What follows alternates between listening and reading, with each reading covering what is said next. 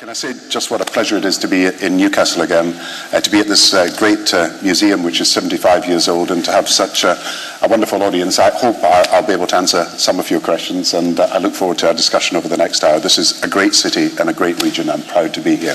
Who wants to kick it off? Question perhaps from the gentleman, Tommy Brennan before. Yes, the question is in relation to a possible lost generation of young people to the workplace. We're really concerned that young people leaving school or indeed leaving university have got nowhere to go in terms of employment.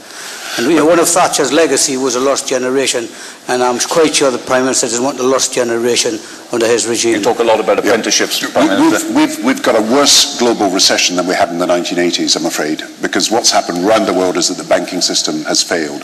But I am determined, and I know Nick is and Dave here is determined, that young people get the proper chances for jobs, for apprenticeships and for training. So this summer we have decided, and we put money aside to do it, every school leaver will get the chance of either staying on at school or getting a job or getting a training place or an apprenticeship. So we've got a summer school leavers guarantee. We're not going to have young people walking the streets. We're going to make sure that young people are in a training place or something that is going to be useful to them.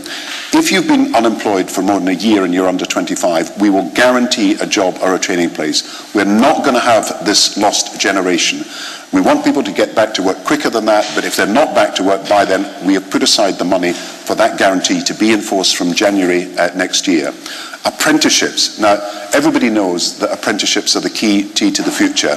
College and university, yes, but we neglected apprenticeships for years and years when our manufacturing industry needed them and when you could have had apprenticeships right across the board. So now we have trebled the number of apprenticeships. There are 220,000 apprentices in Britain now, and even in this difficult recession, we're trying to make sure that every apprentice can finish their apprenticeship, and we're asking different government departments and different parts of the health service and schools to hire apprentices for the future. And that means a range of skills across the board where people can get training for the future. So when it comes to the next few years, you'll either have a chance to get an apprenticeship or a pre-apprenticeship course, or college or university. That's what my vision is for young people in the future. Everybody has a chance. If you work hard, you get that training place and you get onto an apprenticeship or a college or university place. And there are 30,000 more apprenticeships going to be in the public sector.